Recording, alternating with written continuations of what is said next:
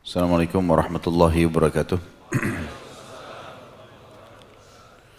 Alhamdulillah, tidak pernah berhenti kita memuji Tuhan kita Allah yang kita sangat yakin bahwasanya Dia sedang mendengar kita, melihat kita dan mengetahui semua gerak-gerik kehidupan kita.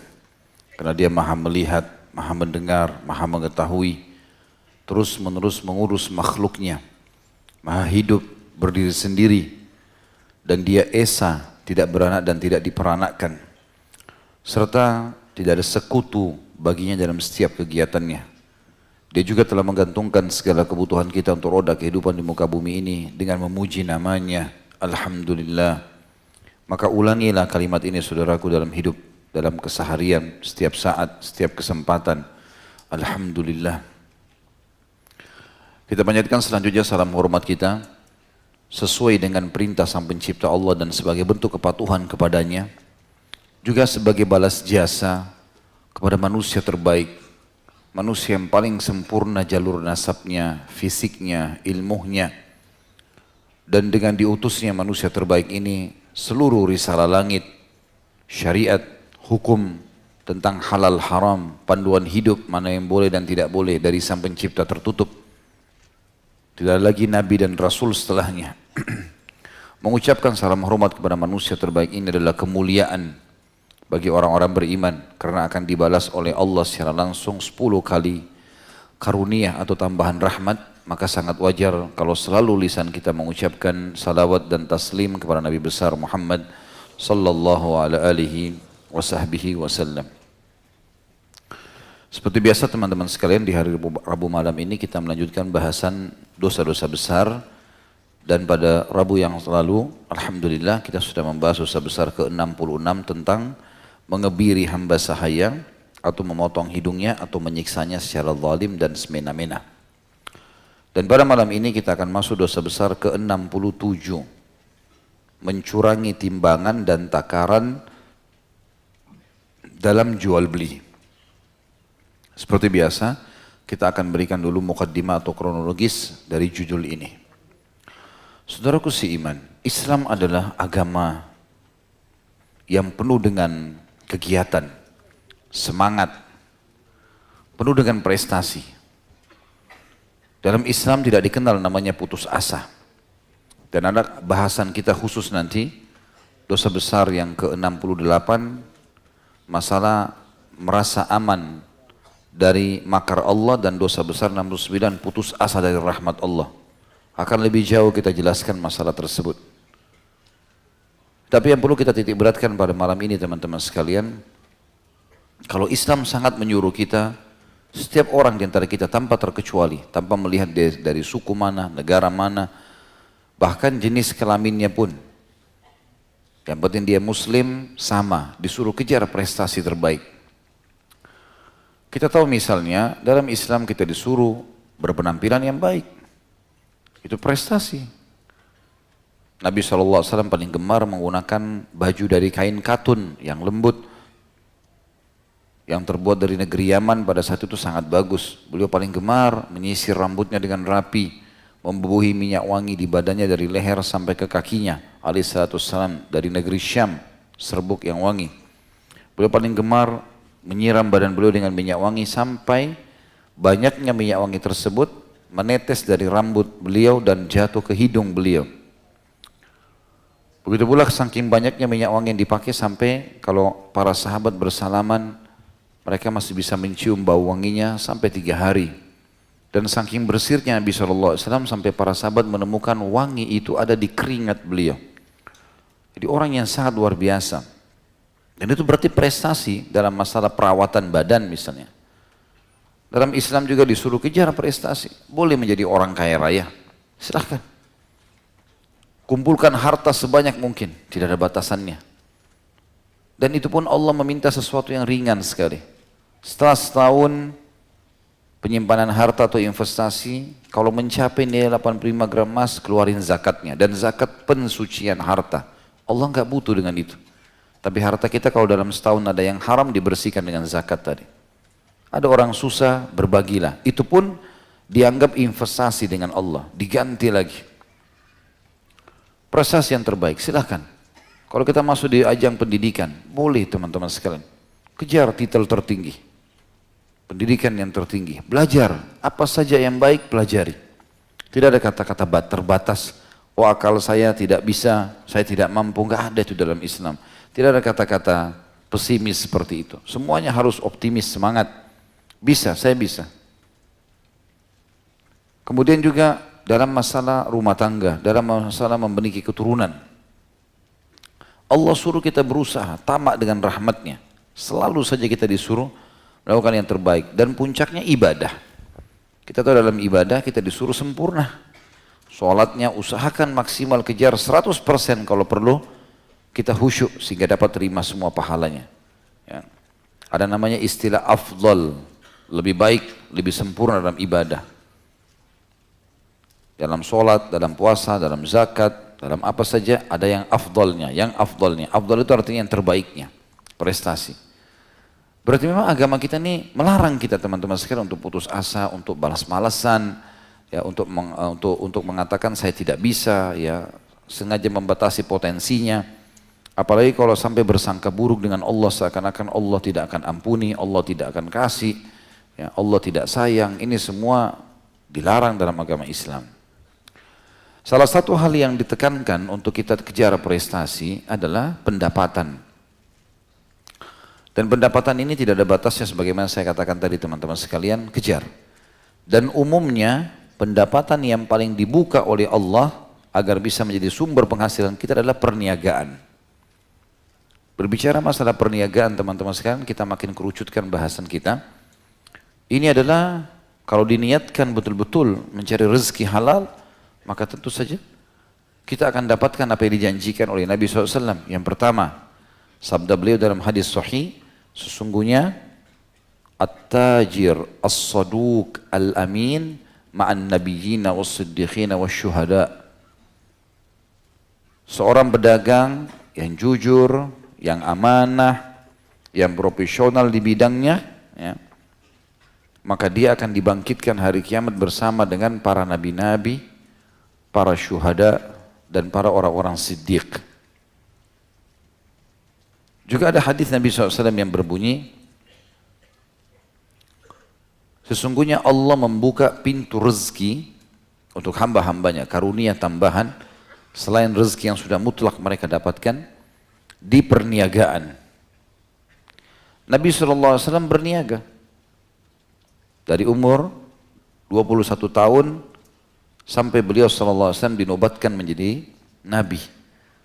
Jadi kurang lebih 19 tahun Nabi SAW berniaga. Aisyah berkata radhiyallahu anha, Abu Bakar adalah pedagang yang paling ulungnya Quraisy. Dan beliau meninggalkan perniagaan nanti pada saat mulai masuk ke pemerintahan.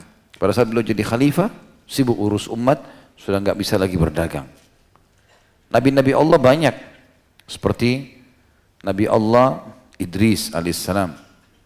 Beliau seorang penjahit yang ulung, menjahit untuk kaumnya dan dapat keuntungan yang banyak. Lalu beliau bersedekah dengan itu. Kita tahu Nabi Daud alaihissalam, ya, nabinya Allah, bekerja keras, ahli membuat alat-alat perang. Zakaria alaihissalam adalah seorang tukang kayu yang mahir dalam pekerjaannya. Dan hampir seluruh sahabat Nabi itu pedagang-pedagang. Dikatakan dalam sebuah athar yang sahih, Sa'id bin Musayyib rahimahullah, salah satu ulama tabi'in berkata, kana ashabun Nabi sallallahu alaihi wasallam yatjaruna fi bahrir Rum. Kami mendapati para sahabat-sahabat Rasulullah SAW yang masih hidup di zaman tabi'in pada saat itu, mereka sibuk berniaga di lautannya bangsa Romawi. Abu Darda, kalau pernah dengar sahabat yang mulia ini, radhiyallahu anhu, beliau membuka seperti rumah makan, ya, kalau kita sekarang restoran di Madinah, dan beliau masak sendiri. Sampai-sampai seringnya masak, wajah beliau sering kena asap dan menghitam. Umar bin Khattab berkata, usahakan kalian punya keterampilan, karena pasti seseorang di antara kalian akan membutuhkan keterampilannya. Beliau juga pernah berkata dalam sebuah athar yang lain, aku pernah melihat seseorang tampan, bersih, bajunya bagus, penampilannya menarik. Lalu aku tanyakan, apa pekerjaannya orang ini? Maka teman-temannya berkata, dia pengangguran. Gak ada pekerjaannya. Kata Umar, sakata min aini. Maka tiba-tiba orang itu tidak punya nilai di mataku.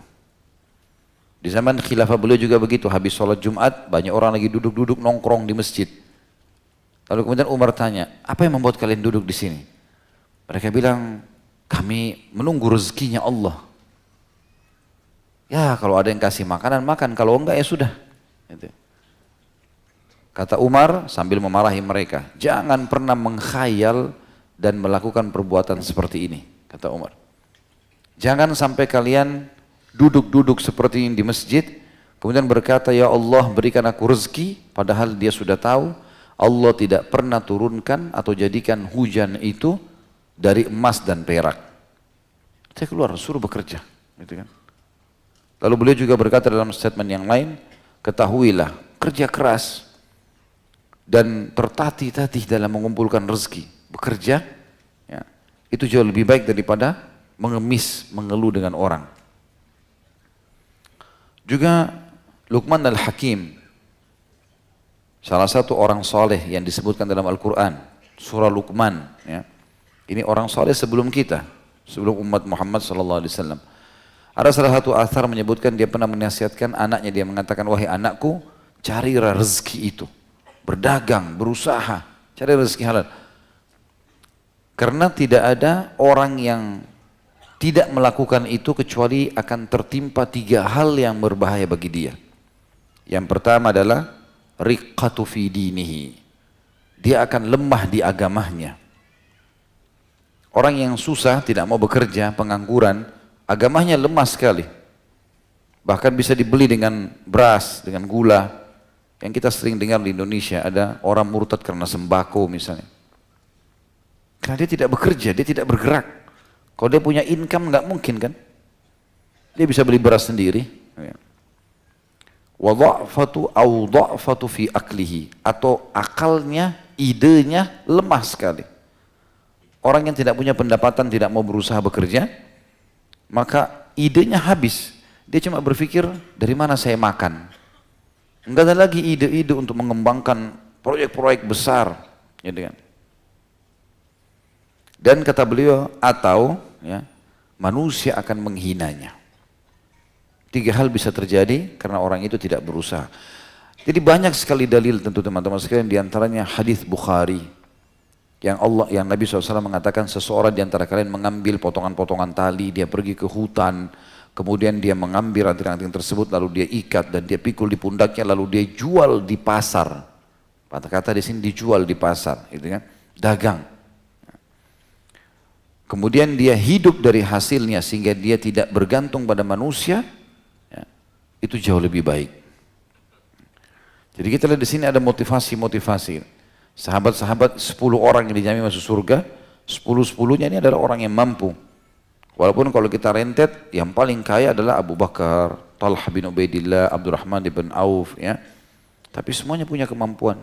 Bahkan Khulafaur Rasyidin, Umar dan Ali pun radhiyallahu anhum ajma'in, terkenal dengan kezuhudannya, tapi tetap jadi raja, punya kemampuan membiayai hidup mereka. Dan sekian banyak teman-teman sekalian keutamaan-keutamaan itu. Hanya saja, semua profesi yang kita tekuni teman-teman sekalian harus diikuti dengan agama. Betul, perniagaan bagus. Bahkan dia memuliakan diri kita. Qais bin Asim pernah berkata, salah satu tabi'in kepada anak-anaknya, cari rezeki halal, karena dia akan memuliakan jiwa, mengharumkan nama, membuat lepas dari ketergantungan pada orang, dan sekian banyak nasihat yang disampaikan oleh para ulama. Tapi teman-teman juga harus diikuti dengan agama Allah. Bukan berarti dagang lalu kita sembarangan saja. Banyak hal yang terjadi dalam perniagaan, kita bicara lingkup negara kita saja.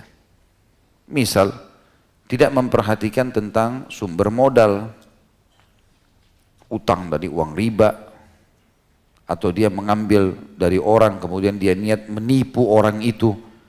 Begitu sudah ajukan proposal, diinvestasi, hilang. Membawa uang orang lain, mengambil haknya ahli waris, ya, dan segala macam hal yang dia lakukan itu. Maka ini teman-teman menjadi penyebab utama kenapa usaha dia tidak maju. Modal yang salah. Yang kedua, ada 3 hal tentunya. Yang kedua yang harus diperhatikan teman-teman sekalian, dan ini banyak bermasalah di Indonesia, adalah sistem yang dipakai. Dalam perniagaan ada sistem Islam. Gak boleh ada kezaliman, gak boleh ada gush, manipulasi. Tidak boleh ada riba, ya, denda-denda yang berbahaya hanya membuat orang terjerumus, ya, dalam riba. Ini semua tidak boleh ngundi nasib, judi. Ada peraturan-peraturannya. Tidak boleh dia langgar ini tentunya. Sistemnya harus sistem Islam. Bagi hasil yang jelas, transparan semuanya, untung rugi ditanggung bersama, akadnya dijalankan sesuai yang disepakati. Tidak ada masalah. Yang ketiga adalah produk yang dijual. Produknya harus halal. Jadi walaupun modalnya bagus, halal, kemudian sistem yang dipakai juga bagus, tidak ada masalah. Tidak berhubungan dengan sistem-sistem ribawi atau kezaliman atau manipulasi atau judi tadi. Tapi masalahnya di produknya. Yang dijual produk-produk yang haram. Makanya tidak boleh. Semua ini teman-teman, tiga-tiganya kalau sudah bergabung, modalnya bagus, sistemnya bagus, ya, artinya halal dan bagus, kemudian juga produknya, maka dijamin akan berhasil. Banyak orang merusak 3 hal ini. Modalnya salah misalnya. Anggap modalnya juga bagus, sistem. Dalam sistem ini masuk dalamnya apa? Bagaimana dia mengatur produk itu, bagaimana dia mentransaksi jual belikan, bagaimana dia meletakkan harga, bagaimana dia memarketingkan produk-produk itu. Masuk dalam sistem tadi. Nah, banyak orang dalam cara memarketingkan salah lagi. Pakai perempuan yang tidak tutup aurat misalnya, promosi-promosi iklan yang salah, yang tidak benar, ya. Atau mungkin dia menggunakan bukan tenaga manusia, ya, tenaga jin, pakai pelaris, ya. Tempel kertas ini, tempel kertas itu, pergi ke orang-orang yang tidak pintar, ya. Kemudian minta tolong dikasih kertas, ditiup-tiup kertasnya, suruh tempel, jadi masalah. Jadi haram, syirik kepada Allah Subhanahu Wa Taala. Ini tidak boleh juga terjadi ini. Atau dia rusak sistemnya dengan dia curang.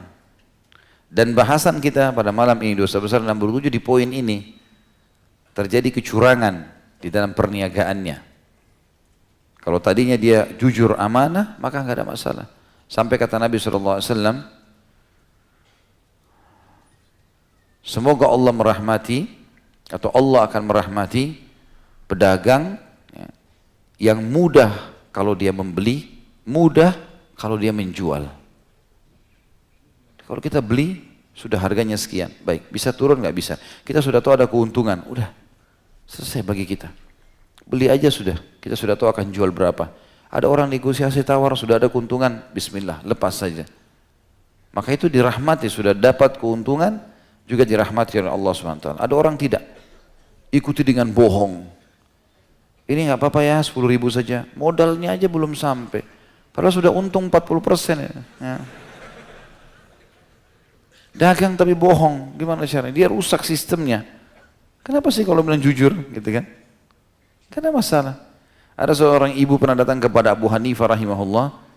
Lalu dia berkata, saya cuma punya uang, kalau tidak salah itu 50 dirham. Saya mau beli sutra yang bagus. Kata Abu Hanifah, ini sutra yang paling bagus, ambillah ibu. Harganya ini ratusan dirham sebenarnya. Lalu ibu itu ambil pergi. Ada seseorang tanya kepada dia, oh, maaf, ibu itu yang bertanya malah, sutra sebagus ini cuma 50 dirham? Dia bilang, iya ibu. Karena saya tahu, ibu itu mengatakan saya tidak ada uang lagi selain uang ini. Kata dia, ibu sudah mengatakan tidak ada uang selain itu. Saya kemarin beli 10 lembar kain sutra seperti ini. Alhamdulillah sudah laku 9 dan saya sudah dapat keuntungan di situ. Ini tinggal satu produk, karena anda seorang muslimah dan butuh produk tidak punya uang kecuali saya jual dengan modalnya, modal saya 50 dirham, silakan diambil. Jadi jujur apa adanya, gitu kan. Subhanallah, kadang-kadang kita kalau dagang kita itu dengan bohong teman-teman sekalian, pastikan susah laku. Kita mau jual mobil, pernah tabrakan enggak? Enggak pernah tabrakan. Padahal sudah 7 kali tabrakan ini. Ada masalah enggak mobilnya selama dipakai? Enggak pernah masalah, bagus. Terus kenapa mau dijual kalau bagus? Ya? Iya, pernah tabrakan ini. Saya pernah jalan tabrakan, saya masukin bengkel di bagian depan sebelah kanan, lihat aja, periksa. Enggak masalah, jujur, akan laku kok itu. Gitu kan? Ada hadis lain juga menjelaskan itu. Kalau seandainya pembeli dan penjual dua-duanya transparansi dan jujur, dia transparan, iya, memang iya, begini, nggak ada yang direkayasa, pembeli dan penjual, maka Allah memberkahi transaksi keduanya. Artinya, yang mau jual dapat uang, yang membeli diberkahi produk yang dia beli. Keberkahan artinya akan bisa dipakai sama dia lama, gitu kan? Berkah itu. Jadi harusnya difahami teman-teman sekalian. Salah satu substansial kecurangan yang sering terjadi adalah curang di timbangan, di takaran. Ya. Dan kita perlu tahu teman-teman sekalian, ada umat-umat sebelum kita yang dibinasakan oleh Allah. Kalau yang dinukil dalam Al-Quran, tentu masih banyak yang mungkin tidak dinukil dalam Al-Quran. Karena Allah memang mengatakan, baik ada di antara nabi-nabi sudah kami ceritakan kepada Muhammad dan masih banyak yang belum kami ceritakan. Dari 124 ribu nabi, diantaranya 313 rasul, yang kita wajib imani 25 nabi dan rasul. Dari 124 ribu, cuma 25 orang yang disebutkan, masih banyak yang kita tidak tahu ceritanya nih. Gitu kan?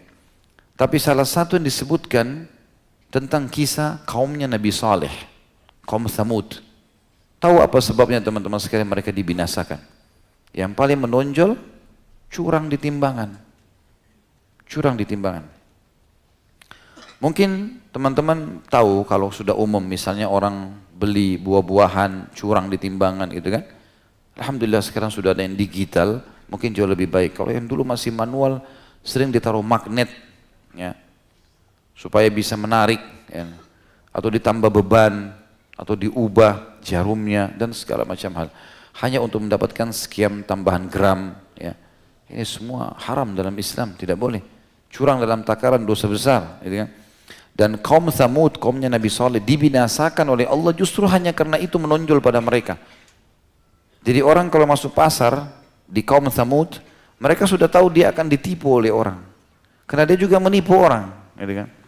Jadi satu masyarakat itu, kecuali yang beriman sama Allah, sudah saling menipu. Mencurangi takaran ini adalah sudah kebiasaan mereka. Ada kan biasa juga, kalau sekarang lebih berkembang kalau di zaman modern, ditulis netonya 1 kilo atau 1 apalah ya. Ternyata sebenarnya isinya tidak seperti itu. Mestinya kalau mau jujur, misal isi murni, sardennya, apalah yang di dalam itu, misal ini kita anggap 1 ons misalnya. Maka itu kan 100 gram. Dia mestinya menulis bahwasanya ini sebenarnya isi bersihnya sekian. Kalingnya lain lagi. Contoh saja, mestinya dia seperti itu. Ya, walaupun ada produk yang begitu ya, isi bersih sekian, berarti mungkin di luar dari kalengnya gitu. Jadi kalau dia beli, kalau dia jual ribuan kaleng, berapa banyak yang dia tipu orang. Mestinya harus begitu ya. Saya pernah mampir di salah satu pasar, pas lewat, saya turun dari kendaraan, ada penjual buah di pinggir jalan. Saya melihat timbangannya aneh ini. Kemudian karena setiap orang beli, ada orang lewat beli 1 kilo, misalnya beli pada saat itu anggurnya, pasti orang itu begitu lihat dikembalikan, nggak jadi. Saya coba mampir, saya lihat, memang betul. Kelihatannya kalau anggur itu kita timbang maksimal 1/2 kilo. Tapi kalau dia jual sekilo, ya, sekian langsung ditaruh, dikasih. Saya melihat ini kecurangan ini, gitu. Semoga Allah kasih hidayah. Tapi ini nggak boleh. Cuma subhanallah ada orang yang kebal, walaupun orang banyak lihat, enggak saya nggak jadi, tetap aja dia jual dengan begitu. Dan berapa sih keuntungan yang akan didapatkan? Sayang sekali. Kita ini harus hati-hati teman-teman sekalian, karena hampir semua yang menyebabkan umat sebelum kita dihukum ada sama kita loh sekarang. Kecurangan dalam timbangan dan takaran di umat Muhammad SAW ada ini. Kaum Nabi Saleh, kaum Tsamud. Kaumnya Nabi Lut karena homoseksual. Di sekarang kita ada homoseksual. Ya. Pembangkangan terhadap risalah Rasul. Banyak orang yang bangkang dengan risalah Rasul. Bahkan luar biasa, ahli membuat-buat. Ya. Apa saja kita lihat penyebab umat-umat dibinasakan. Penyembahan berhala. Sampai pengikutnya Nabi Nuh ditenggelamkan. Semua ada ini. Ini berarti semua penyebab umat sebelum kita disiksa ada ini. Harus hati-hati. Kemungkinan kata ulama yang membuat kita ini tidak dibinasakan sama Allah. Karena ada satu kaidah sederhana. Kalau kemungkaran masih lebih sedikit daripada kebaikan. Maka Allah tidak binasakan. Allah belum. Tapi kalau dibalik kasusnya. Kemungkaran sudah lebih banyak. Dan ini juga diam saja. Maka baru kebinasaan didatangkan. Ini penyebab-penyebab banyak sekali sebelum kita, teman-teman sekalian. Saya juga pernah dapat berita dari salah satu kerabat saya tinggal kebetulan di Sulawesi Selatan. Dia bilang, waktu saya cerita tentang masalah ini, dia bilang kecurangan banyak sekali, termasuk waktu itu kebetulan dia tinggal di daerah yang banyak menjual coklat, ya.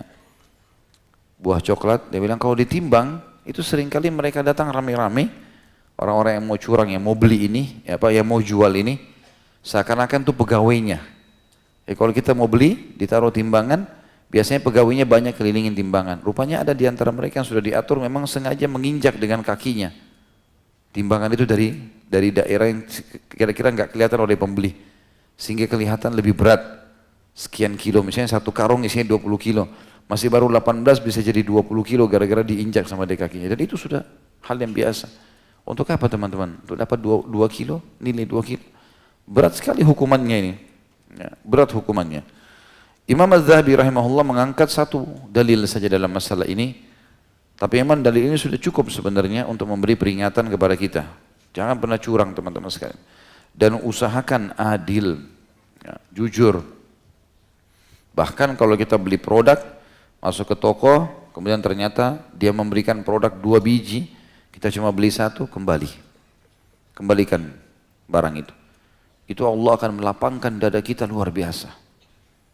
Ini nanti saya akan ceritakan, ada pengalaman saya pribadi dalam masalah itu, saya bacakan dulu ayatnya. Diceritakan atau disampaikan oleh Allah dalam surah Al-Mutaffifin ayat 1 sampai ayat 6. A'udzubillahi minasyaitonirrajim. Wailun lil mutaffifin alladzina idza iktalu 'alan nasi yastawfun wa idza kaluhum aw wazanuhum yukhsirun. Ala yadhunnu ulaika annahum mab'utsun liyaumin 'adzim yauma yaqumun nasu lirabbil alamin. Kecelakaan besarlah bagi orang-orang yang curang, yaitu orang-orang yang apabila menerima takaran dari orang lain, maka mereka minta dipenuhi. Kalau dia yang transaksi, dia minta dipenuhi. Dan apabila mereka menakar atau menimbang untuk orang lain, maka mereka menguranginya. Tidakkah orang-orang itu yakin bahwa mereka akan dibangkitkan pada suatu hari yang besar, yaitu ketika manusia berdiri menghadap Rabb semesta alam. Dan itu kata beliau Imam Az-Zahabi adalah salah satu bentuk pencurian dan pengkhianatan, juga memakan harta dengan cara batil. Jadi curang dengan timbangannya sendiri dosa. Jadi ada 4 dosa besar sekaligus di sini kalau orang curang di timbangan. Curang dengan timbangan sudah dosa besar, kemudian ada pencurian, dosa besar karena dia sudah akan mencuri. Misalnya 1 kilo orang beli anggur ternyata cuma 800 gram, maka 200 gramnya itu dia seperti mencuri. Jadi sudah curang, sudah dosa, mencuri dosa, pengkhianatan terhadap orang yang sedang belanja, dan memakan harta dengan batil. Kalau dia makan nilainya maka akan jadi batil. Yakinlah teman-teman sekalian, ulama menekankan sekali, kalau seseorang meninggalkan sesuatu yang haram, walaupun itu di depan matanya adalah peluang yang sangat terbuka, maka Allah akan berikan kepadanya ketenangan jiwa. Pasti itu, tidak mungkin tidak. Saya bilang misalnya saya punya pengalaman pernah teman-teman sekalian, di Madinah, di kota Rasulullah SAW, waktu saya lagi umrah, kemudian saya masuk ke satu apotik, waktu itu ada keperluan mau beli, pasti dekat temboknya Masjid Nabawi. Waktu saya masuk, saya sempat bicara sama apotekernya orang Mesir, beli obat kalau tidak salah waktu itu, terus dia bilang, ini ada promo gitu. Di antaranya ada sikat gigi yang pakai baterai, sehingga otomatis gitu kan. Tapi satu dus besar, mungkin bisa sampai 2 kali buku ini dusnya atau lebih besar gitu. Saya juga bilang sama dia, kenapa sikat gigi sampai seperti ini besar dusnya? Ya. Dia bilang ini ada pengganti sikatnya begini begitu segala macam dirincikan. Ini akan menghilangkan karang gigi, banyak promosinya. Terus saya bilang berapa harganya? Harganya kalau tidak salah saya lupa antara 400 atau 500 real satu begitu. Kok mahal sekali ini? 1,5 juta uang kita kan. Terus dia bilang ini memang begini harganya, hampir seluruh dunia standar harganya, merek terkenal memang. Tapi akan memberikan manfaat begini, begini, begini, dan saya sudah pakai sekian tahun. Baiklah saya bilang, saya beli aja buat saya satu. Saya ambil, gitu kan. Begitu dia hitung, lihat di komputernya, ternyata di situ ditulis diskon 70%. Tadinya nggak ada diskon ini, saya mau beli biasa saja. Jadi harga hampir 500 real itu turun, cuma 30% dibayar. Ya kurang lebih mungkin harganya sisa 100 realan sekian. Terus dia bilang sama saya, ini diskon ini. Bagus sekali, beruntung nasibmu. Saya bilang sama dia, sudahlah, saya beli saja nggak apa-apa. Terus kemudian saya bilang, saya ambil sekalian, saya tambah aja. Saya beliin ayah saya beliin istri saya belilah beberapa. Kebetulan waktu itu cuma tinggal 3 biji. Dia bilang, saya kasih kamu 2, yang satu saya juga mau beli sendiri, kata apotekernya. Karena belum pernah ini diskon sebesar ini. Saya bilang sama dia, oke lah, tidak ada masalah. Saya ambil 2 lah. Saya ambil 1 saya buat dengan ayah saya. Saya pulang ke kamar hotel. Sebelum saya keluar saya bilang, tolong saya pesan lagi ya. Kalau emang ini lagi ada diskon promo, saya mau belikan istri saya. Baiklah, dia bilang. Saya datang besok, nanti habis duhur. Waktu itu kebetulan habis subuh. Ya. Nanti saya datang habis duhur. Dia bilang, baiklah. Saya pulang kamar hotel. Saya coba, emang bagus sikat giginya gitu kan. Lebih nyaman. Lebih tidak perlu juga gusi juga nggak luka karena dia berputar sendiri, banyak hal yang utamanya. Setelah itu saya bilang sama istri saya, ini saya akan beli begini-begini, baiklah. Saya datang lagi duhur, begitu saya datang duhur teman-teman sekalian, dia bilang sama saya masuk mana sudah ada pesanan? Dia bilang, saya sudah pesan, tapi perlu kamu tahu, ternyata ada kesalahan di komputer. Itu diskon 70% itu salah, kesalahan di perusahaan. Jadi ini 70% ini sebenarnya tidak diskon. Terus gimana? Ya sudah, perusahaan bilang itu sudah rezeki kamu, karena tadinya memang kesalahan perusahaan. Tidak usah dikembalikan. Tapi kalau mau beli lagi, harus harga normal. Terus saya bilang sama dia, kan sudah sepakat, saya sempat kasih DP kalau nggak salah waktu itu saya kasih uang, nanti supaya saya tinggal ambil saja. Dia bilang, walaupun sudah kasih uang muka, dia bilang tetap ini sudah diskon, ini diskonnya salah.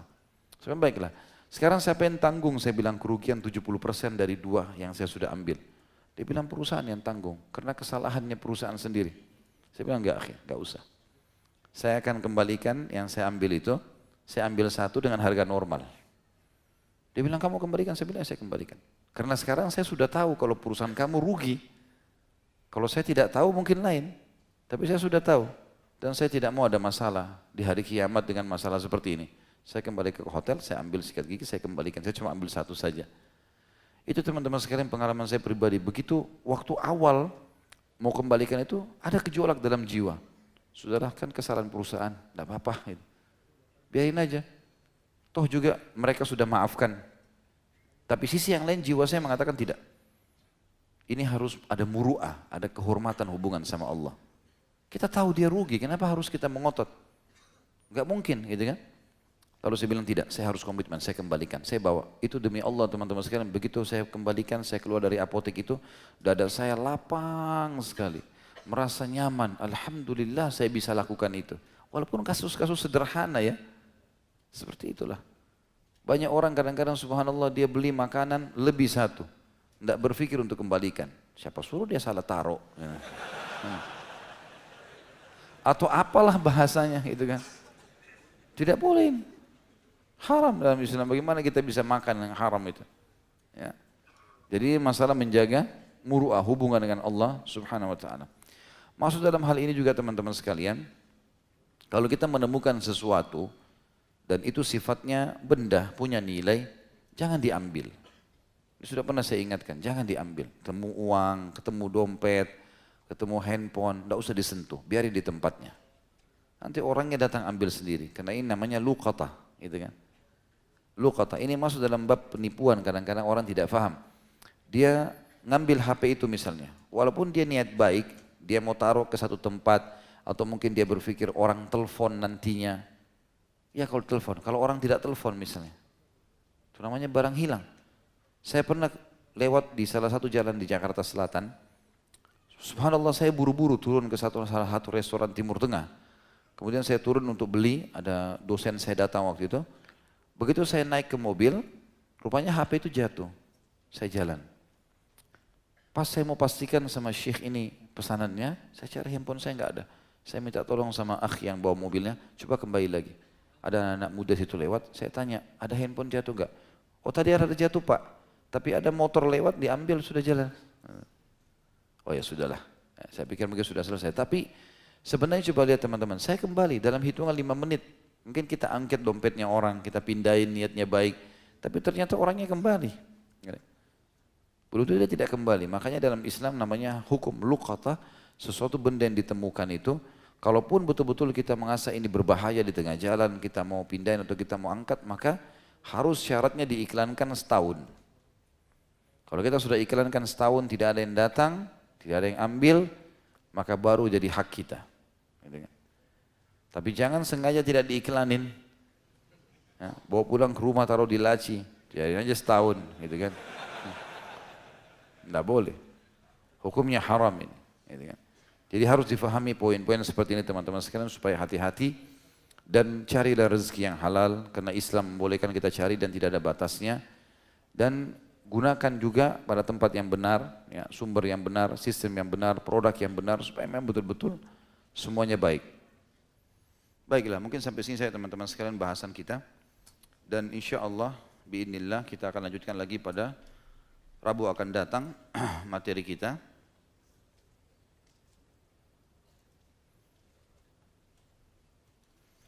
Dan semoga saja Allah SWT memberkahi majlis kita dan menjadikan majlis kita ini sebagai majlis yang diridhai olehnya dan dijadikan sebagai tambahan amal kita pada hari kiamat.